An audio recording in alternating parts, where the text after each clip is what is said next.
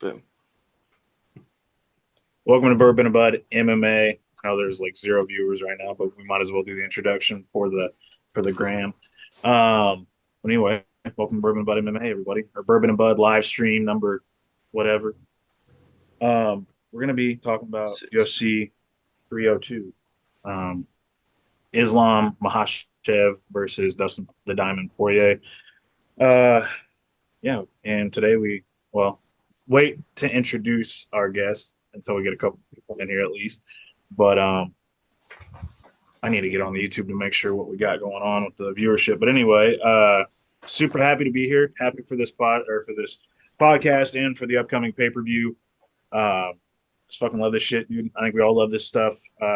Big time fight this weekend. I think it's got that big fight feel because it's just different when Dustin Poirier fights. So yeah, I think it's gonna be a great time. I'm excited. I'm sure everybody else is excited. So thanks for joining us. We appreciate you guys. And yeah, Max, how you doing? How you doing, brother?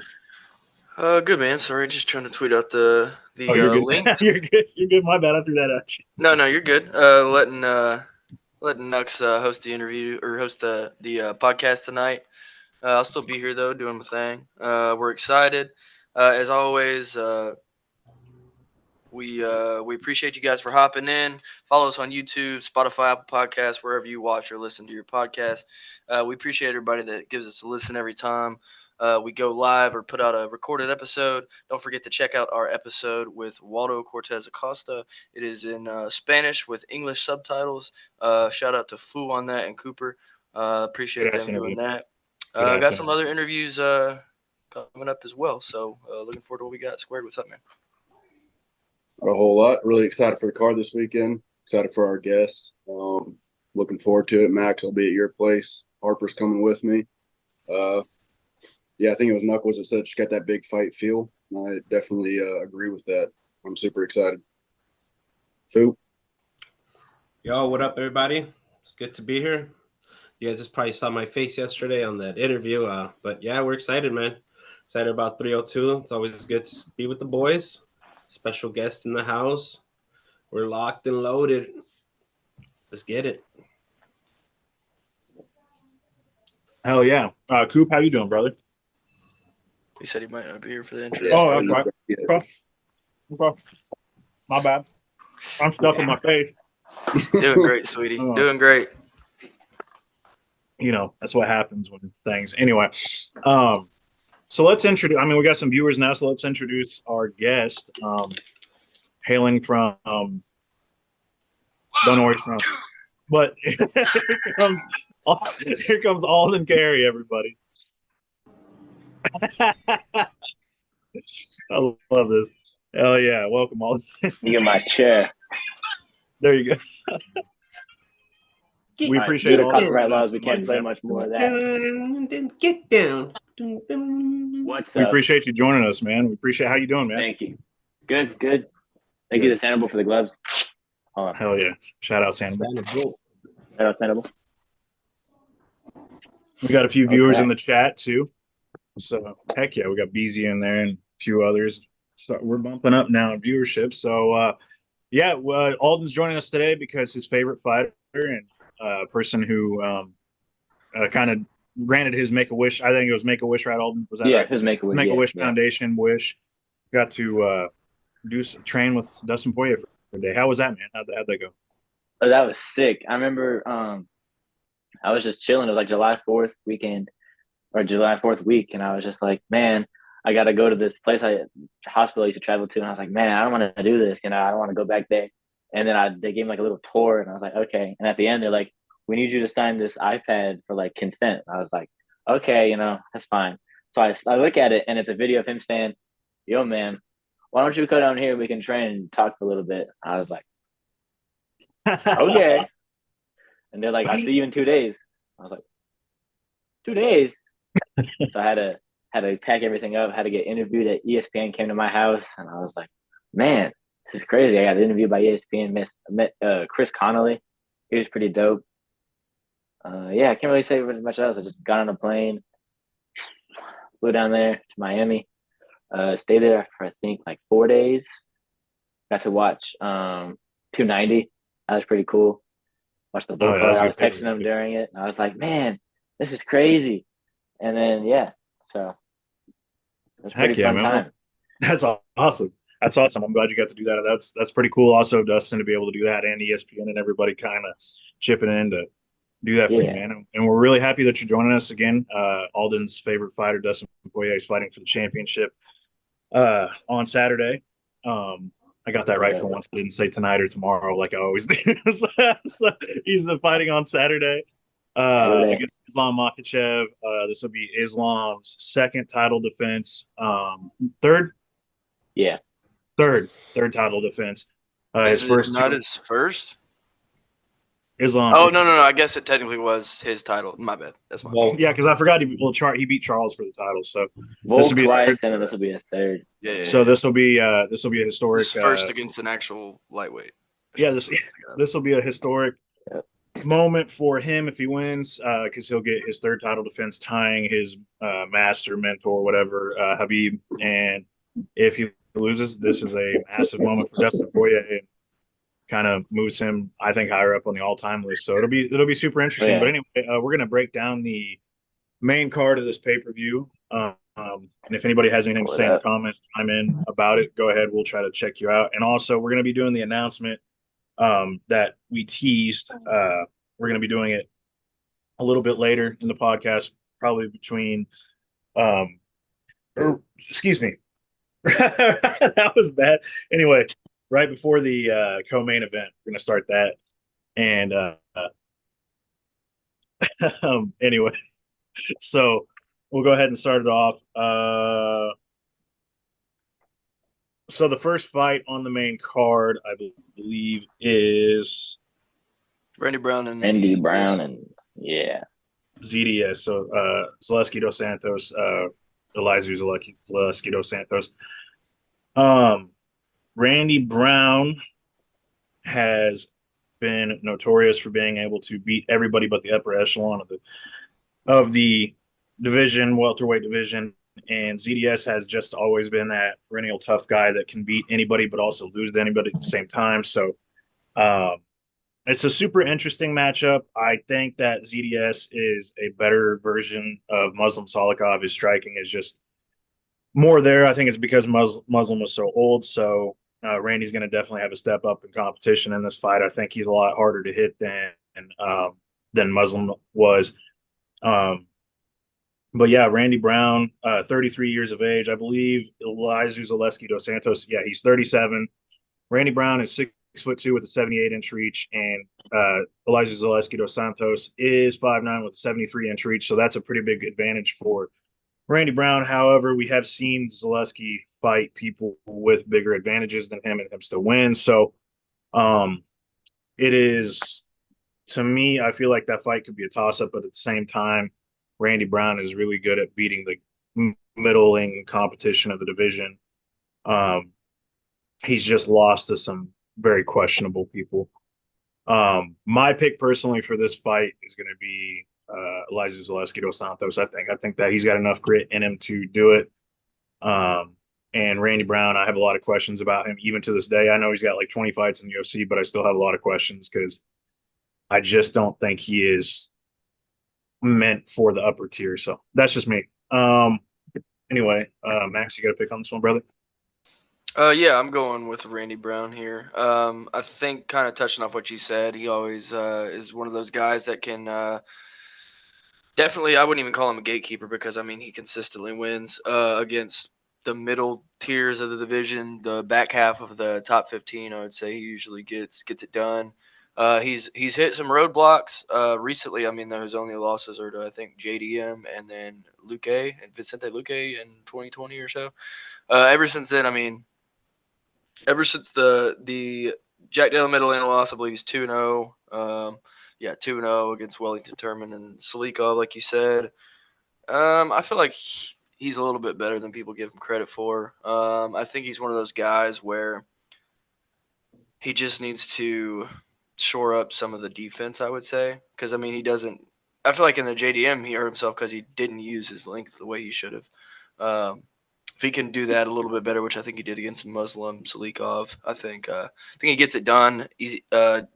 ZDS no slouch either. Even though he's 37, he's aging a little bit. He still has looked pretty good in his last few fights. So I'm gonna probably go Randy Brown here. Probably by finish in like the second round, I would say. Heck yeah. Squared. All right. What do you think, man? Yeah, I agree with Max on this one. I'm going with Randy.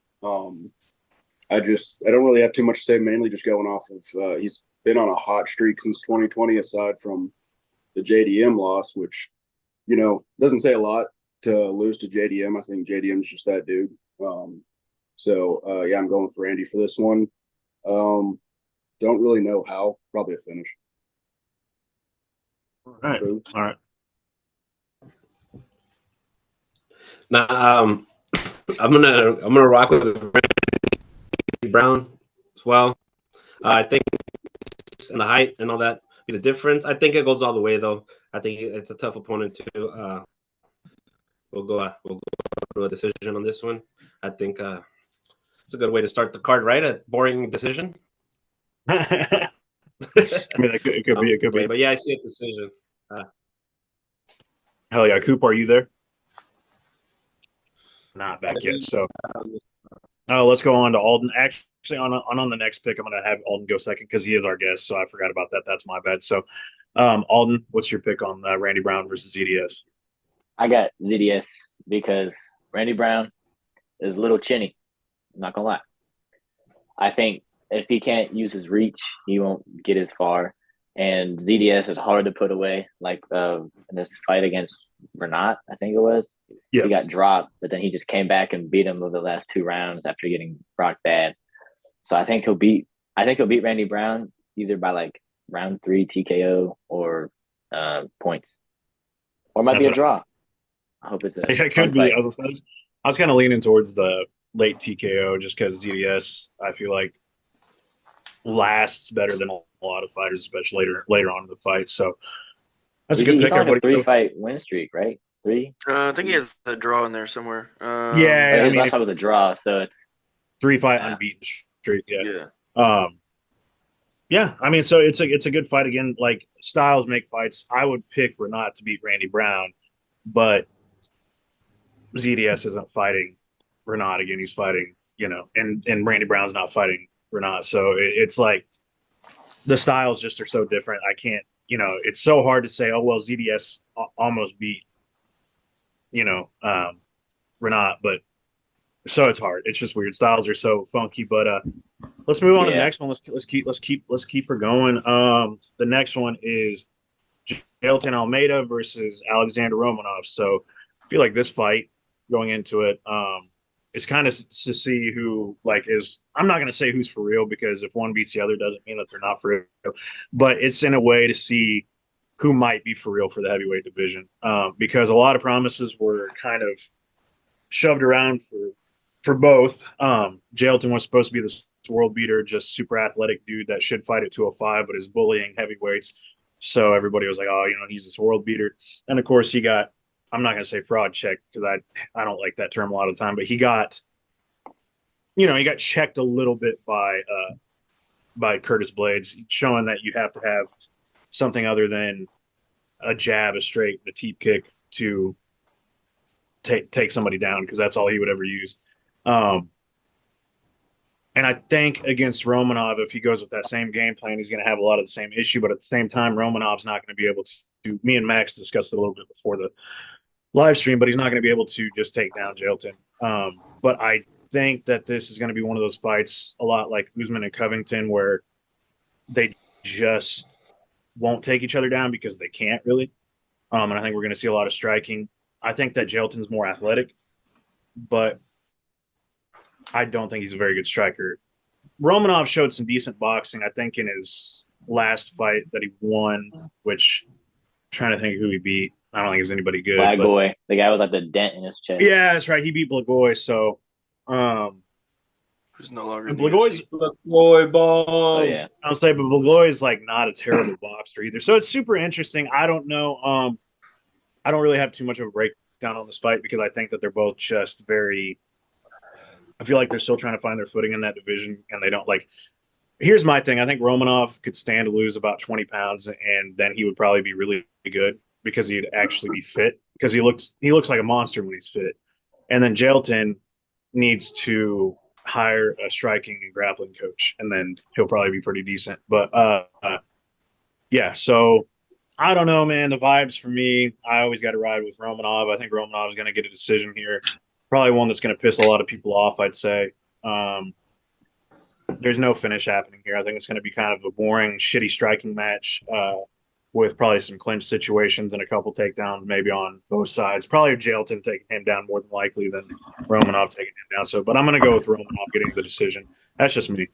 Alden, what is your pick, man? I think Almeida will get like a round 3 stub because Romanov, he fought like his last 2 fights. He just kind of gassed and was just kind of trucking along. Like against Volkov, he gassed out like after 1 takedown attempt and just got finished. I feel like if Almeida can just not get laid on and like actually like box, because I think Almeida's dad was a boxer. They kept bringing it up in the Derek Lewis fight. Like he's gonna win because he knows boxing, and he didn't really do any of that. So I feel like if Romanov is fat in this fight, he'll probably gas out and he'll probably lose. So I got Almeida by like sub in like the 3rd round because Almeida's relentless. Romanov is fat and like kind of and he's okay, but he's not gonna beat Almeida. Yo, Alden. Yeah. So the homie Pedicus said to put your graduation cap on. Huh? One of our homies said to put your graduation cap on.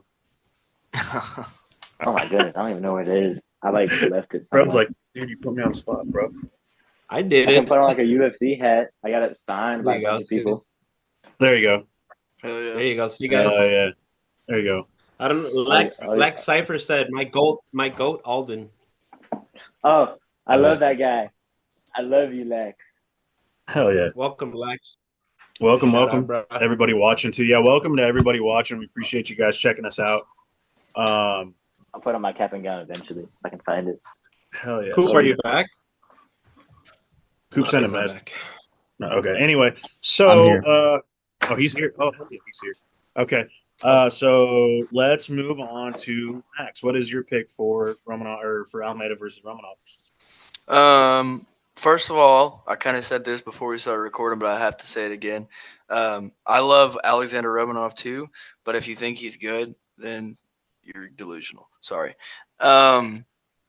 He's not a good fighter. He's a pretty good lay-in prayer.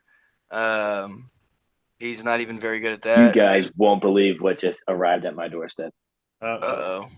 Yeah. Hell yeah. Give the people what they want. But I think Romanov is just, even when he's dominated people by laying on top of him, he still gets tired somehow. There's no way. He doesn't set up his. I don't know if you've ever grappled. Yeah, I mean, it does, but you also see people that do it and not gas out, even in heavyweight. So even Almeida can do that. Yeah, even Almeida does it. He's a fucking super athlete. I think even there's only like one guy that Alexander Romanov has beaten in the UFC that's still in the UFC, I think. And even it's like Mark DeLima, I believe. But I really just see this going down with Almeida just doing the same thing he does to everybody else. I could see Romanov having some early success and then just getting tired and it making it look even worse. But I just don't think that Romanov sets up his takedowns at all. When he does get takedowns, just brute force, and I think Almeida's way too big to do that to. If he was 230, brother. Yeah, but he's just built like a tank. He's not. He carries his weight way more. I'll say he did bully Shamil Abdurrahimov, who has to cut to make 265. So yeah, that's fair. I mean, if you see guys that are good at doing what Romanov's good at doing, they usually just overtake him. I just don't see a world where he can get this done. I mean, if he does, I think it'll be a very lucky, like, early finish. He might maybe he'll get lucky and tag him, even though he can't strike. and he may hit a sub. I mean, he's done it before, or just ground and pound volume finish if he can get him down to the ground. But I just don't see a world where Almeida loses this fight. Almeida's shown that he can beat the top guys of the division, at least some of them. And I think every time Romanov gets Are you put up counting against, Jairzinho? Are you saying like Jairzinho? Because I that's mean, not Derek not Lewis, I was thinking of, but I know about that. Derek Lewis is what Derek Lewis is, but still, I mean, every time that we've seen Romanov get faced with a real test against someone who can actually fight, it doesn't go well. So I've got Almeida for sure. Squared, what's up, dude? Yeah, I'm taking Almeida in this one. I think a lot of people are going to be sleeping on Almeida. Well, maybe not in this fight, but some people probably going to be sleeping on Almeida just after his last performance. But I do think the dude is super talented. I get he's got some massive holes in his game, and but yeah, I don't see Romanov being the guy to exploit those. Romanov seems to get worse every time he steps into the octagon. Come on, bro. Dude, you guys are breaking my fucking heart right now. Come yeah, on, man. well, it's the truth. Okay, first of all, Romanov is. I built- wish he was good. I wish he was good. He's good. He's Romanov just is built fucking like fat. soft serve He's ice just cream. fat.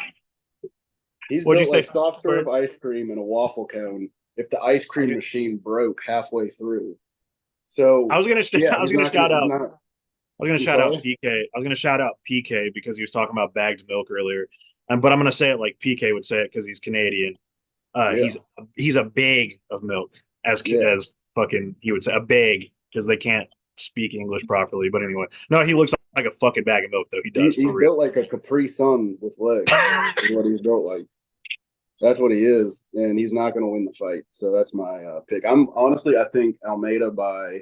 I've said this before. I don't think Almeida is like a technical submission artist. I think he gets like brute strength submissions, and I think he's going to get one Right. probably late second round would be my guess. Should see it. Romanov's built like a bag. That's the thing. I think the first dude Romanov has to fucking do bully in that first round if he's gonna I get think whoever gets the first takedown will probably set the tone for the fight because Almeida's never been on his back before in the UFC. He's never been like having to fight people who take him down. But he is a BJJ black belt though. Like I mean a legit one though. That's the thing. So Yeah, he can get subs, but it just depends. That's a good point though, because black belts are handed out like candy now, and there's only a certain amount of people who like actually Didn't have Pereira like let's take this black belt. Pereira got one after knocking out Hill. What the fuck was that? Yeah, he got a brown belt after that. They didn't even clinch either. Literally Like, nothing. But the ground and pound, though, he had to be on the Ground. ground for the ground and pound. Anyway, Fu, what was your pick, brother? I want to hear yours. Also, I know Fu's going to give some love to the comment section here, so go ahead, brother, because I know that they're cooking in there. Yeah. Shout out to the MMA based goddess saying that I would smoke Romanov. Shit, she's going that means I'm going with Almeida. I think Almeida's going to submit him. I think he's. What happened? You're cutting Who was talking with that machine gun cadence? It was like your shit was like. You're cutting out. Go ahead, brother. I think we got you back. You hear me now? Yeah, I would smoke Romanov, like MMA based goddess said, you know. But I think Almeida's gonna submit him, bro. You still doing it? No, you're good. It's like slight. It's like slight. It's almost like when Post Malone sings, he's got that hat. It's like that. But for you, but for fucking. He's just rolling his R's. Go ahead, Fu. So you got Almeida by sub. Yeah, man. Second round. I notice how nobody's saying first Romanov's round. just like- They fucking know. They know that if Romanov gets off in that first round, bro, it's over. And then he'll be like, yeah, that's the thing. He's gonna have to pour his whole entire energy, which is like 45 seconds worth of fight time, and just fucking punch the shit out of him. So he looked all right in his last fight. Maybe looked good against Goy. And his like maybe gas he'll have 46 seconds of fight time. 46. There you go. Coop, what do you got on that one, brother?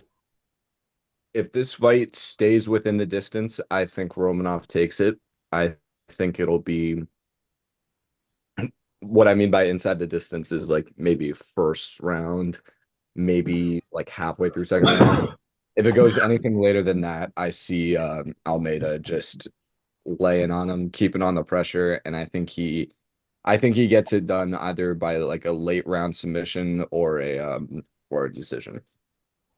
Because Almeida's gonna keep going. Like he'll keep going at you. He has the cardio and the stamina to go for 5 rounds, and I think he'll get it done.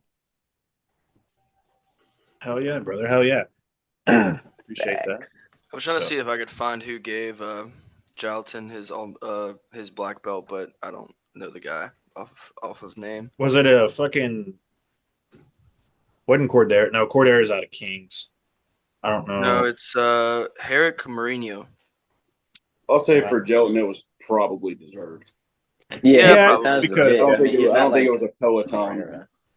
Right. Yeah. Well, because I will say he's not fucking fighting out of Danbury, Connecticut. So you. The only thing is, like, I just don't see. Respect Connecticut.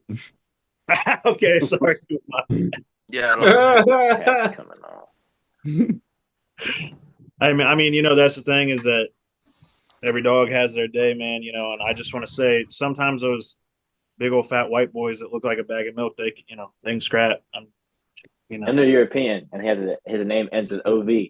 Yeah, that's the thing. I mean, just saying, but we'll see. We'll see how it goes. That should be an interesting fight. I think it's not going to be particularly exciting just because both guys are not particularly exciting. But Colby versus fucking Kamaru was exciting, and Colby's about as boring as fucking watching paint dry. So, Gosh, he sucks. I hate that guy. Hey, shout out to Phil, bro. And the Yo, Combat shout out, Sports yeah. today.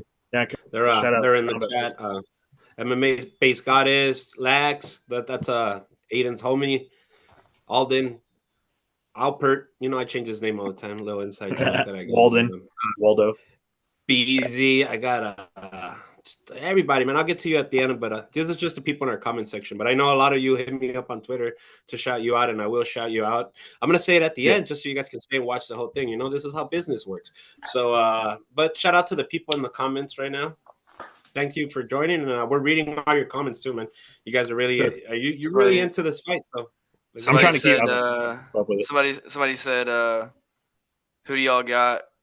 Chris Barnett or Alexander Romanov? And I said Barnett by rolling thunder kick for sure. Dude, Barnett would he'd cartwheel kick his ass, bro. That's exactly what he hit him with like one leg kick, and he would just shatter his whole leg. Romanov would just quit. Dude, Chris Barnett's gonna pull out a spinning heel kick and knock him out. He did it to fucking Jean Vellante, bro. Yeah. That was hilarious. I mean, the whole. I can't wait till my boy Waldo crack. Still. What'd you say? Wait till Waldo crack the top 10, dog. Oh shit. Well, anyway, Chris Barnett by whatever he wants for the whole division. Period. That's just what it is. But yeah, Aspinall, who happened? Oh yeah, dude. Chris Barnett by backflip. fucking 360 tornado kick. A couple things that I think that I was gonna fucking say. Pedicus said that Romanov is the easiest fight for Jailton in the division. Once he gets out on his back, it's over. His big ass isn't getting back to his feet with Jailton on top of him. I tend to disagree just because of the background that he comes from. If it was Derek Lewis or any other heavyweight, Nascimento or fucking, I'm not gonna say the guy that we just, anyway, because he's a good guy, but any of them, dude. Hasn't Romanov been held on his back before though in the UFC? I'm pretty sure he has. Tybura. Yeah, I think Tybura did, right? Yeah, and Tybura is an actual competent grappler, and also he was gas as shit. But I'm just saying, not. How is that any different than what Almeida? Yeah. Well, Almeida weighs 30 pounds. That's all he does. No. what I was trying to say is, though, in the first round, after the first round, it could happen. But I'm saying in the first round, it's not going to happen. He's acting like it's going to take off like from the beginning, and I don't think that's I think it right. I don't know, after man. the first round. Okay, I don't maybe know. after I don't the know first what you're. I don't know round. what you're seeing that we're not seeing, but I maybe love you're him. I just Okay, man. I realized just I want. like I him. just Hey, I want like everybody him to love too. But I also This is my said that he would be fourth. champion. I said he would be a champion back in 2023, maybe 2022. I said that he was going to be champion by the end of 2024, and we were a long ways from it, buddy. But, but You never we're know. pushing the I love how fucking. you said back in 2023, like it wasn't less than a year ago. Bro, Way back when. whatever. Dog. Back getting back bullied. in my day. You guys, leave Knuckles alone, guys, please. Fu can see I'm struggling. I'm tired, guys. I'm really tired, chat. Just really, really tired. Anyway. tired.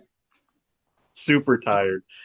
So the next fight on the main card, should be a banger of a fight, but I think it's pretty straightforward, at least for me. I don't know if it is for everybody else, but it's Holland versus Mikhail Olajejek.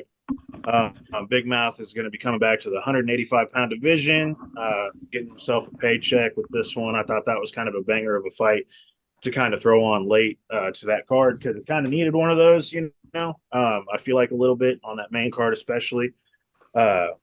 So perfect spot for it, especially after we're probably going to get a little bit of a boring thing. I think these last three fights should be great. So yeah, Holland and Olajejek are rarely in boring fights unless Holland's fighting someone like Marvin Vettori, who will just lay on top of him. But yeah, I'm thinking that we didn't get to see a lot of Mikhail Olajejek in his last fight because he just got ran through by Michel Pereira, if I'm not mistaken, right? I believe that's what. Yeah, I was there. I was Clubbed there and, in the clubbed Miami. and subbed, right? Yeah. Yeah, clubbed and subbed his ass, I think is what it was. He got Or like no, liver shotted, and then he got into a clinch, and he just got choked out. that's right. So similar, I was gonna say, kind of a similar situation to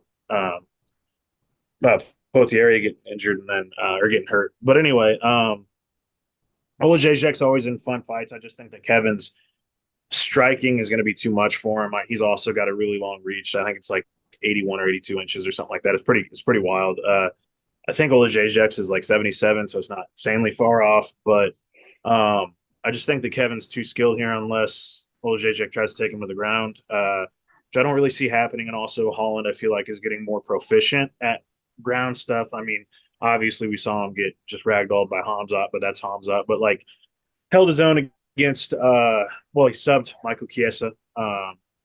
And he's been looking better in the grappling situation. He did good against Jacare, remember? Jacare is a fucking Jacare? Yeah. Oh yeah, and he knocked Jacare, knocked Jacare out with the back fist from the ground. So, yeah, he's a dog. I just think that Holland is too skilled. And again, he's only been fighting like the top of the divisions he's been in, or like near the top of the divisions he's been in. He's had 21 fights in 5 years, which is just an absolutely insane stat. I don't know how you do that, but yeah, I think Holland's probably going to finish him in the first two rounds. I think it's going to be pretty.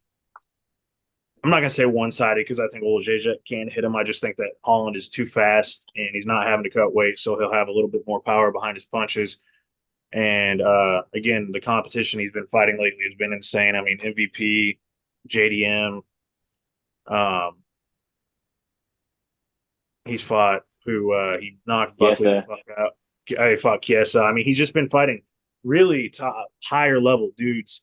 Now especially we see Buckley's in the top, almost top 10 of the welterweight division. So, and he knocked him out. So, yeah, I got Holland probably by knockout the first two rounds. That was a long-winded answer, but yeah, that's what I got. Alden, you got to pick on this one, man? I got Holland by sub or decision.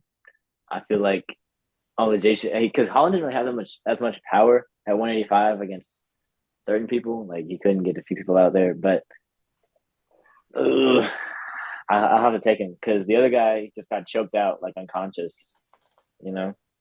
So, and he got his liver messed up. So I think Holland can keep his range with his teeps and stuff. He'll keep him at bay, probably a little bit of a tepid decision, or he'll hurt him and get him to shoot, make a mistake, and he'll sub him. Oh yeah, man. Oh yeah. I like the sub. I like the sub prop too. Could be like a club and sub situation for sure. I like that. Yeah. Okay. Max, what do you got on, bro? Yeah, same boat. Kevin Holland for sure. I think he is. We were kind of talking about Randy Brown earlier. He's kind of like the better version, the more known Oh, version of Randy Brown, I would say, for 100%. middleweight. He always gets it done against the guys that he should get it done against. Usually, whenever he fights the top tier guys of the division, he tends to struggle a little bit more. I think he's one of those people that's good at everything, but when he fights someone that's great at something, then he kind of tends to break down a little bit, and they get the better of him. Look at the Wonder Boy fight, MVP, Hamzat, just for a few examples. But yeah, I think this one, I don't think it's really much of a question. Oleg Zaychek had a good little run going there for a little while, but I mean, he just lost the guys that you don't want to see a guy lose to, just to be completely honest, and then fight Kevin Holland. Like Michelle Pereira is not a bad loss, but I mean, like 2022, he lost to who did he lose to? Dustin Jacoby, and like no offense, that's just not a guy that goes out and loses to Dustin Jacoby and then just gets finished 2 out of his last 3 fights. I just don't love that guy's chances against somebody like Kevin Holland, so I'm gonna definitely go that way. Squared, what are we thinking, man? Yeah, Holland. I think he's just going to be too much.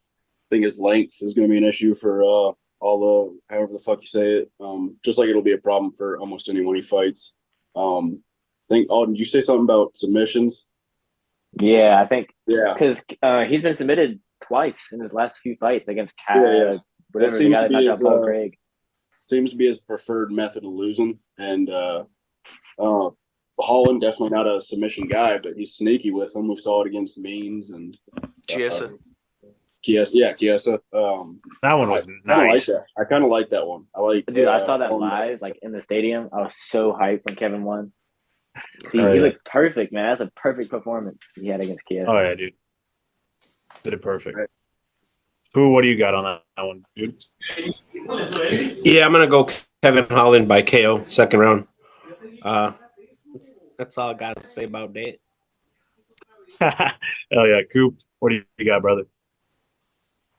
Contrary to what I just sent in the group chat, I am going with Kevin Holland. I just want that on the record. We need a lock, brother. We need a lock in a bad way. I think it would be a smart move for Kevin Holland to use his grappling, just because he's really good at grappling. But knowing Kevin Holland, I think he's gonna go for the KO. Because let's be honest, a knockout is He wants that money, bro. a lot more flashy than a submission. But either way, I think Kevin Holland gets it done. Likely first round, maybe second round. But yeah, that's my prediction. Kevin Holland by knockout. All right. Well, hell yeah.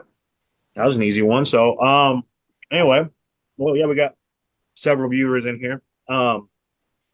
Before we go on to the main or the co-main and the main, I want to check the comments, and then we're going to make our big announcement that we were teasing. Of course, we will probably clip it and post it to the Twitter later. Let me give my shout outs and yeah. So comments and stuff.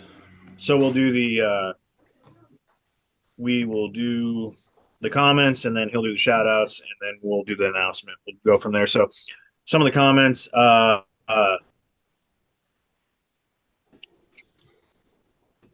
Lax Cypher said off topic, but Buckley literally shot himself in the foot during the post-fight interview. Out of all the people he could call out, Burns, Sean Brady, MVP, etc., but instead calls out McGregor. That's a good comment. I think we all agree. And then now he's beefing with Cub Swanson, man. What's his problem? He just wants we, to. We could actually elaborate on that after we talk.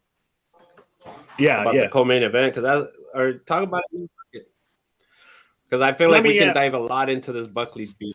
Oh yeah, no, for sure, we can talk about that. Yeah, because he's just shit to say. Yeah, we try not to shit too much on fighters on this podcast, but he's kind of begging for it from the entire MMA community. I think he wants it. That's what he's going for. Yeah, he can kind of just fuck right off. He can fuck off. I mean, that dude is the worst, man. I mean, what an idiot! What an idiot! First calling out He McGregor. had all this. I mean, like as soon as he called out McGregor, it just went. Bro, Such a good. It was. I was like, that Burns. I've never call been out like was a on a real. platter. I've never been like a real Buckley fan necessarily, but like I didn't hate him. I was kind of indifferent. As soon as like he got that win, I was like, okay, I'm starting to like him. The first part of the post fight interview, I was like, all right, okay, I'm starting to really mess with this dude. I like him a lot. And then about 30 seconds after that, just nope, there he went, and he just messed it all up. And then That's the thing that's annoying though. Is like, Huh? Too, man. What's up, Foo? You cut out. I said it was such a big win for him too, man. Yeah, Yeah, it that, yeah, I It was- get someone going for like they want to be like the bad guy. I get that, but like he had so effortlessly and like did a really good job of being like the fan favorite good guy leading up to that moment, and then he just like threw it all away to be a bad guy, and it's like, yeah, don't fucking like you do, which is what he's going for. But I mean, he's a social media fighter right now. It's kind of I think he's trying to do what Colby did, but in a different way, in his own way, right? And it's not landing. Like Colby's was hard to land in the first place, but it's what kept him his job. Right now, Buck is not like at all. well, that was the thing. Colby doing that gained him some fans. Yeah, Buckley has lost every single fan that he has because he's doing it completely wrong. He's calling like he just has no when he does it. Like, yeah, he has charisma, but he doesn't have the performance. Yeah, he doesn't have a shtick. Everyone just wants him to shut the fuck up. Is it? Yeah, he doesn't like, have. If you like legit just was like, I think he could be like the fucking what I want to call the city guy, like saying because he said I want to fight in St. Louis, and then he was talking about how he'd love to fight Burns in Tampa. I didn't know that UFC was going to Tampa, but like be that guy. Be like, man, I want to go to this city and I want to fight this guy. That like nobody says the particular place they want to fight him at. Buckley could do that by staying active, being like, I want to fight that fucking French guy at UFC Paris. You know, if there was a French dude in the top, whatever. I want to fight MVP in London. Yeah, like dude, that Burns fucking call out was on a platter. Like whenever I thought he was gonna do it, and then he just was like shit the bed. He could have called out MVP. That fight would be so good too. It would be great. And then to disrespect GSP and Cub Swanson in the same breath, in a 3-4 hour span of a day, just for the whole world to see. Is and just, Cub was cooking too. He said, "Better men have tried and failed." Cub, like, and then Brian Battle just came in there and called him a bitch or whatever. Oh my gosh, I would go to war for Brian Battle, man. That man is so dude, I cool. love him. Brian Battle has the chance to do the fucking coolest thing ever. Like that's the thing. Like I know true homie. They were talking about Brian Battle versus Angelusa again. I think they've given up on that at this point, right? They didn't rebook it, right? Yeah. No, because he was beating him up, and then there's no I cannot point. see. I was gonna say the only reason Brian Battle even wants to fight him is to like basically fuck him up again because he was being a bitch. That's what he said. He said I want to fuck him up again because he's being a bitch. But I honestly because the Twitter thing, the fact that Mick Maynard and all them watch that shit, like they see what fighters are interacting. If it gets big enough, they could 100% do Brian Battle and walking Buckley, and that seems to be the track that Buckley is on. Is he's going to have to fight back, and they're going to make him fight way back. And like I'd say Battle's probably top 20 right now, maybe top 25. Yeah. So that Buck is on that track, dude. He's about to find another guy that's unranked because he doesn't know how to do the thing. But anyway, they agreed to fight last year. Like they agreed to fight in Boston, and it never happened. Yeah, because Joaquin was calling him out, and then now he's like Brian Battle, let's fight, and then the winner gets to fight Ian Gary. And now he's gonna get. Now he's gonna get the. Fucking just called out random people that have no. Oh my god, his next call out's gonna be so bad. He's gonna talk about fighting John Jones. Yeah, no, dude. You know he's gonna call out GSP probably fucking 40. Oh, for real? No, he might be like GSP, bring your ass out of retirement. I want to fight. Or DC. He's gonna call out Dana White for a fight. Yeah, like he probably would. It's almost like when Dana. Remember when Dana? Fu probably remembers this when Dana and Tito almost fucking boxed. Shit, I wish I would have had that. Shit would have been funny as shit. I think Dana would. I think Dana would have tuned his ass up. Huh? I said, I forgot DC went nuclear on him. He said, shut the fuck up, pussy, or something like that. Yeah, he did. Oh my goodness, that was hilarious. DC took off the suit for a second. Flew up on him. Ooh. Dude, I can't remember. I was listening to lacing up the gloves. I was listening to the fucking I call it the SJW pod, the fucking MMA fighting pod, right? And one of them, no offense, I'm not trying to shit on anybody. That's just everybody has their own takes. But anyway, New York Rick, I believe it was, and maybe that Fuck Alexander them K, dudes. maybe that Alexander K Lee dude, I think said it too, that they thought that DC should be more professional in his job and his role. He should be more professional and not say stuff like that to fighters. And it's like, bro, shut I want the fuck easiest up. fight in the division. I want Ryan Bader. I do that shit was so good. I told him I wanted Ryan Bader. And Ryan Bader didn't even get the fucking And then, fight. well, because Joaquin said that his mom raised a hoe when DC's mom passed away, and he's you don't really say that kind of stuff. So they used to say some whack shit back in the day. I mean, it's bad now, but they used to say some shit. Anyway, Kobe talking about Leon's dead dad just for him to get leg kicked. Oh yeah. All right, Fu. And give your shout outs, brother. And the 7th layer hair. And the 7th layer hair. They made t-shirts. I'm gonna take you a 7th layer hair. I'm gonna make it. You make it, baby. All right, Fu, you got your call outs or your shout outs, brother? Call them out too. Yeah. Call them out. Call you. What's up? Who's ready? Fuck. Odds Grappler, man. Shout out to Odds Grappler. We got Cardio Geo, the MMA Homie Podcast. What's up, fools? Shout out to the homie Alien. He's in the chat right now. I don't know if you guys see Alien. He said he's gonna probe us all. I don't know what that means, but shout out to Alien. I do know what it's not the UFC Alien, bro. The MMA Alien. Get it right. Not UFC Alien. UFC Alien's that other whack ass dude. Oh no, at the MMA Alien. Sorry. Shout out to Dre Miley, the homie. You know everybody knows Dre. Hell yeah, dude. Fuck homie. Zarian Combi, and 4-ounce Sniper. Those are all my shout outs. Shout out again to the MMA base goddess. Shout out to the homie Jab, Pedicus, Beezy, Petty's dad. Shit. That about wraps it up. Shout out to Waldo too for coming on the other day. Shout out to Phil. Appreciate y'all. The homies on that come back. Other than that, shout out to everybody that likes and watches us that I didn't mention. Did I? Yeah, he did it a little bit. That's what I was. Shout out to whoever I didn't mention. Shout out to whoever I didn't mention. Thanks for watching. If you're tuning in right now, man. Peace and love. We love you guys, man. Oh yeah, we appreciate you guys so much for real. People are throwing love in the comments right now. Yeah, so don't send that shit. I just saw what you said. Why is it just now coming in? I got messages from 4 minutes ago rolling in. Anyway, so before we talk about the co-main and the main, actually we've got I think the most viewers we've had so far on the night. But we got a big announcement. So I don't know how to, I guess the best way to put it is that Bourbon and Bud, the name, the brand is going to be changing. Going forward, we're going to brainstorm names and ideas and logos and things like that, and discuss what we want going forward. Of course, viewer suggestions are always welcome. We'd love you guys to help us out with some names, whatever else like that, just some ideas to get us going and everything else like that.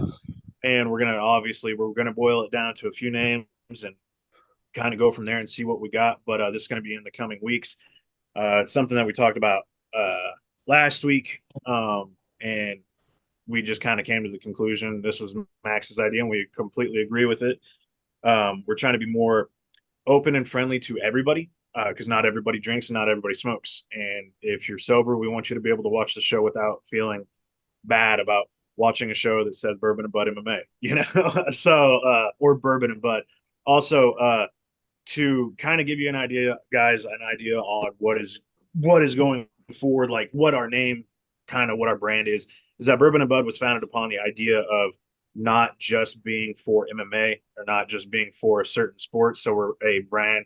We like to kind of compare it to like what Barstool does. They cover a lot of stuff. They cover a lot of things. That's just an inspiration for us, something like that. So if you come up with an idea for a name or have any ideas going forward, or even logos, whatever, just kind of think of the idea of that we're a generalized thing. So, um, just cover all sports.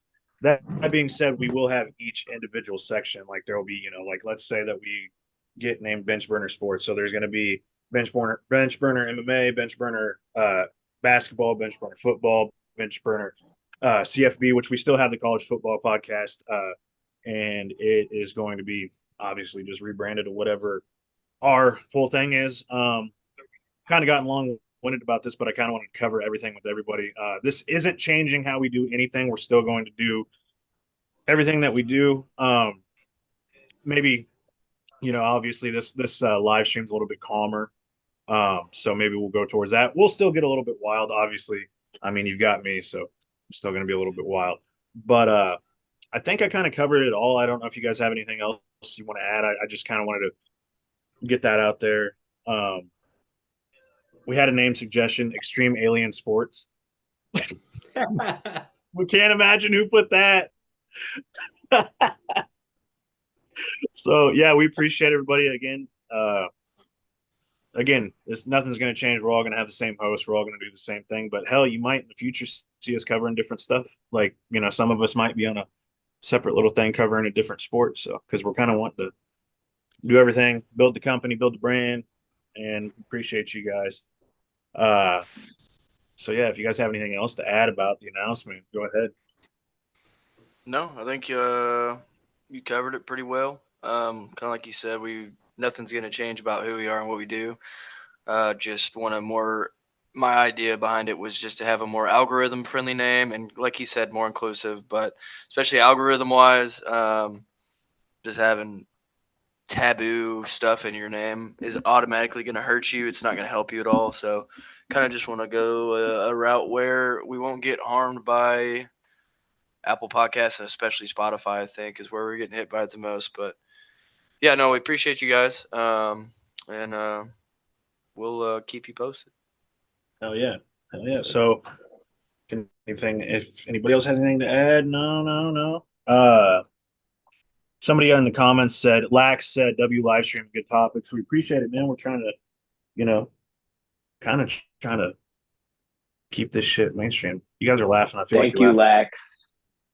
But yeah, and we want to give a big shout out to Alden for sitting in here with us, just BS and doing this. We appreciate it, man. I know that we're kind of long winded sometimes. I know I am obviously the longest winded out of us all, but I could talk about MMA for fucking 5 hours. Don't matter to me. But anyway, appreciate everybody tuning in. Appreciate Alden coming on, and appreciate just fucking talking about the sport. So let's move on to the co-main, which is a 5-round co-main event. Love these. I love when they do the 5-rounders, especially. It is going to be, and Alden is doing a very good impression actually of I was gonna say I do this. It's the slapping the fucking fist away. That's what he does, dude. He slaps. If you watch him fight, when they throw a punch, and then you throw a hook, he goes, ah! Yeah, you throw a hook, he's like, fuck. Anyway, so Sean Strickland versus Paulo Costa, a very interesting fight. Especially styles. We've got a jabber versus a guy. It's jabs versus hooks in here, pretty much. Yeah. And super interesting. It's going to be interesting to see how Paulo's power translates. Because a long time ago, he used to knock everybody the fuck out, and then he just got pillow hands all of a sudden. Except for the Romero fight, he almost knocked Yoel Romero's head off like 3 different times.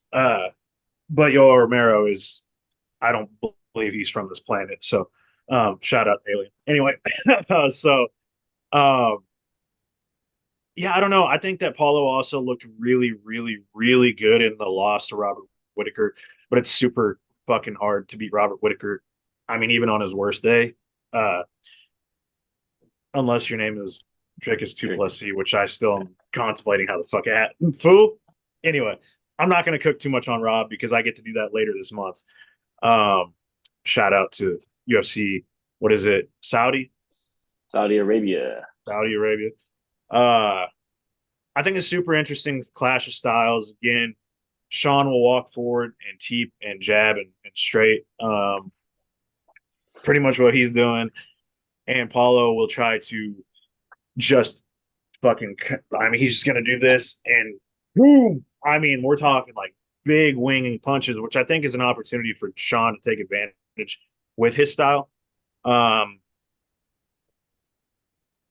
It's 5 rounds. Paulo will gas after 4. I think he can make it 4 rounds of gas, but I think by the 5th, we're going to see a tired Paulo. They're fighting in the elevation. I don't know if the elevation's that big over there, but No, it's not elevation. It's no, I don't think there is. That's got to be pretty I think close they're to sea dead. level. I think they're dead sea level. Yeah. Unless they're fighting on like on the top of a building, but that's not going to happen. Right. So yeah,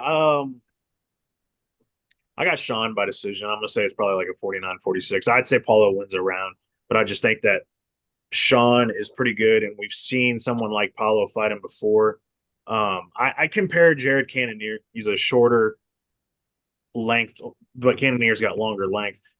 Just very similar with power striking. And I believe that Sean won that fight, but I also think Paulo is not as good as Jared. That's just my opinion. Not everybody might agree with that. I think Jared's one of the better fight. I think he's like right behind the top 3. So yeah, I just see Sean being able to read what's coming unless Paulo's leveled up, which again he could have. He looked really fast against Rob. So yeah, I got Sean 49-46. Alden, what is your pick on that fight, brother? I got a controversial split decision that's going to Costa. I feel like Sean needs to grapple in this fight, but I know he's not going to. But I think because Paulo wasn't gassed in the Vettori fight, and that was after 5 rounds, and he was like 226. I feel like that'll play a factor. He'll be at his natural weight class. Costa's going to be active, so he has more ring time. He's used to it. So Paulo will probably win round 1 and 3 and maybe 4 or 5, and then Sean will just his pace will pick up. Sean will get his read, and it'll be a lot worse in the championship rounds. I agree. Okay. I like that take. That's interesting. I was gonna say I could see it. Max, what is your pick on that one? Honestly, I'm probably gonna go Strickland here. I think he's just better. Paulo's got power, and I think he definitely has looked good here recently. He looked good against Rob. Even the Vettori fight, he looked pretty good back in 2021, I believe it was, and then beat Rockhold in a really, really fun fight, but incredibly untechnical fight. But no, I think Strickland's just too technical. When you have a technical striker going against Costa, I just don't see it going well. I think he'll be able to put pressure, which hasn't been well for Costa in the past. And I think, honestly, if you really go back and look at it, outside of Romero, Paulo Costa had one of the most overrated paths to the championship fight, in my opinion. I mean, before Romero, who'd he beat? He beat Uriah Hall. Yeah, Uriah Hall knocked him out, and before that, beat an aged Johnny Hendricks and Gareth McClellan. So If you look, I think if you don't, I think he doesn't have a win that's still in the UFC, right? Is that right? No. And then he fought. When he was fighting for the title, he was fighting like once a year, so it was kind of awkward. Well, yeah, that's the thing. Yeah, he fought once in 2018, once in 2019, and then got the title fight. So I mean, and don't get me wrong, I know people are going to say it, and it's true. Sean Strickland's path to the belt was also padded and overrated, but he won. Right. So he won. His fight before the title was with Abus Magomedov. It was, but he also won the belt against Izzy. So I mean, I feel like that erases that comparison right there. To be fair, I'm just gonna make this quick point, and then I'll let you finish. It was definitely like 2 different versions of Izzy that were fighting. I think Izzy had an injury though, but I still don't think you can does not take away from. I don't agree with this because Izzy legitimately said that he just couldn't get his timing. Like he couldn't understand the timing that Strickland was putting out there. I just don't buy into the thing where everybody's saying, "Oh, it was a bad version of Izzy." Izzy looked just like fucking Izzy. He was waiting for Sean to make a mistake so he could take an advantage. But when you're literally jabbing and teeping the entire fight, there's no mistake. You're doing the same move. You're not going to catch him. So I don't buy into that whole horse shit. That I'm sorry, I just have to say I don't buy into that horse shit. That even Izzy if was, I honestly think that the version of Izzy that fought Strickland was probably almost fucking better than the version that knocked out Paulo. I'm not going to say I that. really disagree. But I mean, you even if he dude, did, you saw what he did. You saw what he did to Pereira. You can't say he was bad. Like I'm not He was saying getting he worked by was bad. I'm Pereira. saying he He had was to go like, different. I don't know. I don't know if you can. Nah, I just I'm don't saying he like was that different. argument. I think the version that fought Paulo Costa was better than the one that fought Sean Strickland. Granted, Yeah. I thought the version that fought Sean Strickland was good. I just think Paulo faced a harder and more like focused and dedicated version. I don't know, man. Also I was think on any TV. way you look at That's a it, nipple. I'll let you finish. any way you look at it, the dude went in there and beat what like 7, 8, 9 other people couldn't do. So I mean, Right. I don't know. I just feel like to discredit anybody that does that, no matter who it is just kind of crazy. It's just that would be like discrediting Michael Bisping for going in on 2 weeks' notice and knocking out Luke Rockhold. It'd be like discrediting Yuri for beating Glover, right? Wouldn't you say Yeah. that? No. Yeah, right? No, because Mac? Glover Izzy's Right? not That's more of a Jamal Hill I thing. don't mean to start that Izzy's shit not storm. 42 years old. And I Fuck. don't What have I discredit it. done? I just didn't want to It I didn't mean- fit his argument, so he just kept using it against. No. That's more of a Jamal Hill. Your Glover kind of argument thing, is solely short-sighted. based on Izzy being your favorite fighter in the first place. So He's not my favorite fighter. okay, he's one of. Anyways, yeah, Sean Strickland is just gonna probably outpoint him. I don't really see him finishing him. So, Squared, what's up? What do you think? Yeah, I'm going with Strickland for this one. I think he's just gonna be, I think Costa could definitely present some problems for him. Absolutely, especially if he's throwing those fucking kicks that he was throwing on Whitaker. Dude, those things were fucking scary. He's been knocked out by one before too. Say what? He's been knocked out by a spinning heel kick before too. Yeah. Against another guy in the one card. of those lands, I would not be surprised if he's sleeping in the octagon that night. But I don't expect that to happen. I think he's just a little too technical. I think Paulo is just not a very good fighter. He's a good fighter. He's just not a very good one. And I know he looked the best he has in a while versus Rob. But Knuckles, I don't mean to hurt your feelings. I don't think Rob's the man he used to be. I think even watching him win that fight, it just felt like something about him was missing. Dude, he almost looks worse than he did in the DDP fight. Like that's what's bad. He just it was weird. I was like, yeah, he's winning the fight, and he did win the fight, but I was like, something just still felt off about him. He looked like gun shy. Did he win I that don't think he 29-28 or was that 30-27? I think it's 29-28 because that 29-27, 29-28. that heel kick. Oh yeah, that heel kick. Yeah, Heel kick won him the round, but it would have been 30-27 if Paulo didn't land that heel kick. But right. Yeah, I don't know. I think honestly, I just think that he doesn't like get hit anymore. I think legitimately he's done because the first time he got really hit big against DDP, he was hurt. Izzy, every time he fucking landed, he hurt him. Even in the rematch, I think those Yoel Romero fights changed him. I really do. So, that being said, yeah.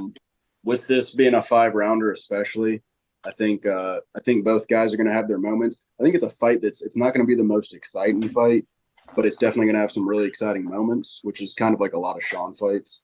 No.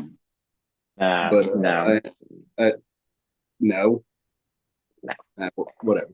Anyways, I think Sean gets a decision here. I think that makes sense. Sean, a lot of his fights are overall not exciting fights, but they've got moments where you're like, oh fuck yeah, like him. Whether it's him screaming at his opponent or just one little moment he's got, I think that's a pretty good way to summarize Sean's career. I agree. Or the talk leading up to the fight. Yeah. That'd be yeah, more that interesting than the Is that or actual the fight. lead up to What's your pick on this one, brother? Shit, I always say this. I sound like a broken record. Sean Strickland, Decepticon over here. Stream Couture. I always say that the game plan, bro. That game plan's always there with Coach Eric. So that's one thing. And I mean, I think Sean liked the belt. He's trying to get back to it. And Paulo, man, I mean, what can I say that you guys haven't already said about Paulo? So I see Sean winning, going all 5 rounds. It goes 5 rounds. Sean wins. All right. Hell yeah. Anyway, Coop, what's your pick, bro? Call me crazy for this, and I feel free to call me out on this if this is like wrong, but You're crazy. I'll go tell you right now. You're crazy. God damn it. All right. Uh-oh, here So it goes. Paulo Costa just fought for the first time in years, literally, back in February. And he's taking a fight against in 3 months. So it is I'm trying to do the math. It's like over 14 months between his last 2 fights, and now he's taking 3 months in between. Call me crazy, but considering his performance against Rob, I think he might have found the will to fight again. I think that he realizes He might be getting paid I think he handsomely realizes he's a too. good fighter. I think that's what it is. And he's getting paid. But I do think this fight's gonna be close. I think Yeah, I mean, to be fair, the only reason he wasn't fighting is because he wanted a new contract, and once he got it, he fought Rob finally, and then now he's fighting again. I do think the fight's gonna be close. I think Costa's gonna get a lot of the first round, like the early rounds, just because Strickland's a slow starter. Strickland's gonna pick up towards the end, and I think it's gonna be really close. I'm thinking like a 48-47 decision, but I'm going with Paulo Costa. So that's my pick. Okay. Well, Max, I know you want to say something. Here we go. No, he's gotta dude, be I'm not different. even. He's gotta be different, man. Gotta be a little bit different. But well,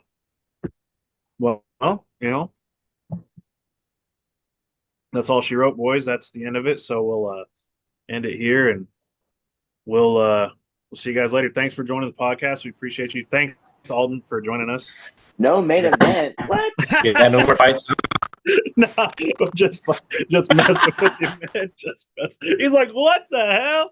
No, Dude, what's there to even talk about? The sole reason I got on this podcast after you guys were like, please go on, please. All right, we got you. Anyway, so yeah, let's cap it off with the main event. So the main event is the lightweight king, Islam Makhachev, Habib's prize student, or whatever you want to call it, protege, goat. Goat. Can't say that on. Can't say that on the YouTube, can I? Anyway. Anyway, no. Just a good old mountain boy who likes goats, hanging out with goats, petting goats. Anyway, so and then we got him versus Dustin, the Diamond Poirier, one of the greatest fighters, one of the greatest lightweights of all time, really, that has not won the belt yet. Super good fighter. I mean, honestly, probably really high up there all time anyway, on any list. Yeah. So it's super interesting, this fight. Islam Makhachev seems to be at the peak of his powers, at the top of the division, seems to be in his absolute prime. And a lot of people are saying that they don't think he's going to lose anytime soon. And then you got him trying to tie the lightweight division title defense record, which would be super interesting to see how that goes if he does, versus Dustin Poirier. And Dustin, coming into this, it's crazy that, what was it, not even a year ago, he got knocked out by Justin Gaethje. And then that was fake. That didn't happen. and then he took the fight against Benoit because we thought he was all done. We all thought he was done. Whatever. We. takes the fight against Benoit. Yeah, whoa, Okay, whoa. not all. Who's No, we? no, no, not done. Not Who done. is Like this not done, we we're talking about? not done fighting, That's but insane. like what I'm saying is, a lot of us thought that his title aspirations were done, right? Okay, Because keep the we's to yourselves. Yeah. okay, well, at least sensible individuals. Anyway, I picked Dustin to win, and he won. So no, I'm saying that we thought his title run was done, but then he beat BSD, and wouldn't you happen to know it, he had the perfect timing? And that's what they always say in you still MMA said we is that again. You still said we again. anyway. That's what they say in MMA is that availability is your best friend, and Dustin Poirier hit the availability lottery. That fucking face scares me every time, dude. Every time he comes in and I see it, I hate that so much. It's terrifying. Anyway, so basically he hit the perfect timing. He hit the timing lottery. And I just think, going into this fight, you've got probably one of the best martial artists I've ever seen in the octagon in Islam. I mean, just complete mixed martial artist. The only fighter that I might have seen, maybe two fighters that I've ever seen that are better, are GSP and John Jones, possibly, when we're talking all time martial artists. And that's high praise. I think he's a better striker than Habib was. I think that his wrestling is on par. I'm not sure if it's quite as good, but it's still, even if you're just slightly short of Habib, you're pretty fucking good. So you got that. It's almost like a world beater versus this dude from some random place in Louisiana. But it's much more than that. I mean, Dustin Poirier is a fighter's fighter. Everybody says that Justin Gaethje is your favorite fighter's fighter. I think a lot of the time Dustin Poirier is, because, well, he's at least the fans' favorite fighter. I really think he is. I think everybody's rooting for him in this fight. This is his last opportunity as well. I think, in my opinion, not everybody else might agree with that, but I think this is his last shot at the title. I mean, the guy's expressed, interest in retirement because he doesn't know if he can do it anymore if he loses this stage, because he only wants to fight for the title. He only wants to fight the best. And he feels like after this, if he loses, that might be done for him. I don't know if that's entirely true. I feel like he would maybe take one or two more fights, but needless to say, I feel like this is like the pinnacle of his career. This is what it's all culminated in. It's shown that, he gets knocked down and he gets up again. And that's been his whole career. I mean, look at Connor. Connor knocked him out and then he came back and beat his ass twice. And I mean, he's done that with so many fighters, the Max Holloway win. And then they said, oh, he won't be able to beat Max now. Then he beat Max's ass. Dan Hooker, there was a lot of questions. People thought Dan's length and stuff and his boxing would be too much for Dustin. Dustin beat his ass. When he fought Justin Gaethje the first time, everybody's saying, no, dude, Justin's the next guy up. Dustin beat his ass. He beat Eddie Alvarez. He beat Michael Chandler. He beat Justin Gaethje. He beat damn near beat Charles Oliveira, but Charles just tough as fuck. He would have won that fight had Charles not got the back, but Charles is one of the greatest of all time. So basically what I'm saying, man, is I just feel like this is the culmination of his career. I feel like this is the pinnacle, the peak. This fight is describing what he has done his whole career. Fight back. Just fight back. He's always been the guy. That's the best way I can put it. He's always been the guy kind of counted out no matter what, and he still finds a way to do it because everybody discredits him, and a lot of the people say it's, some people might say it's cheesy, but I think it's for real. Diamonds are made under pressure, and this is a high pressure situation. Islam has not fought a legitimate top lightweight. The closest thing that he's fought to a legitimate top lightweight was Dan Hooker, and it's fucking Dan Hooker. That guy has no takedown defense. So yes, he does. He has like 90%. He had like 90% before the Islam fight. Okay. Anyway, I'm just trying to make Islam shit not My look bad. as good. Anyway, Short but notice. no, what I'm saying It was is short like notice. I just think that Dustin is better than most of the people he's fought, except for maybe Volk. But Volk was lacking height really badly, and Dustin is 3 inches taller than him, actually 4 inches taller than him, if I'm not mistaken, and he's barrel chested as fuck, which I think the size will make a huge difference. and Islam trying to get him down early. I think Dustin will stop early takedowns, and I think Dustin Poirier is going to knock him out in the first round to become the world champion. I'm picking Dustin Poirier.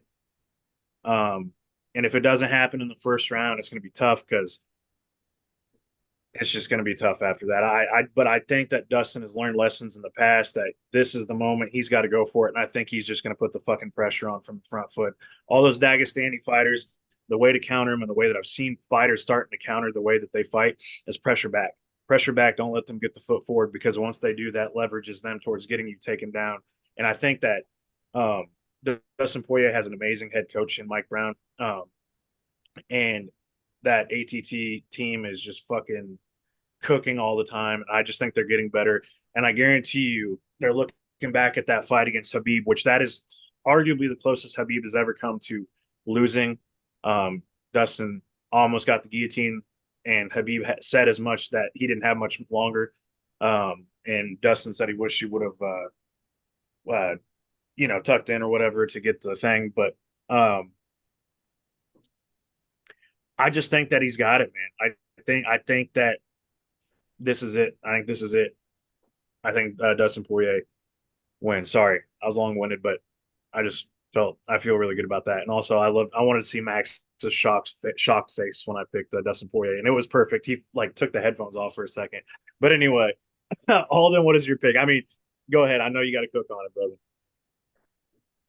We got Dustin Poirier, clearly.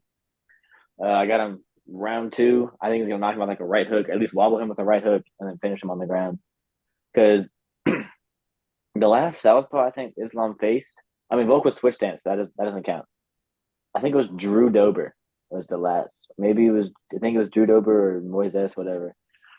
I mean, gotta get used to the southpaws. He hasn't fought one in a long time. Dustin Poirier just fought one his last fight, and he's been training with Gamrot and Grant Dawson, both really good grapplers.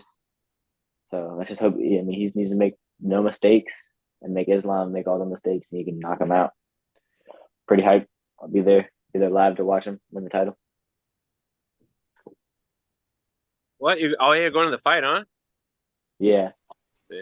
Say hi. What does he smell like? I mean, sorry. Stop playing, bro. You don't have to answer. That's going on the podcast. That's going on the pod. Nah, but that's dope, bro.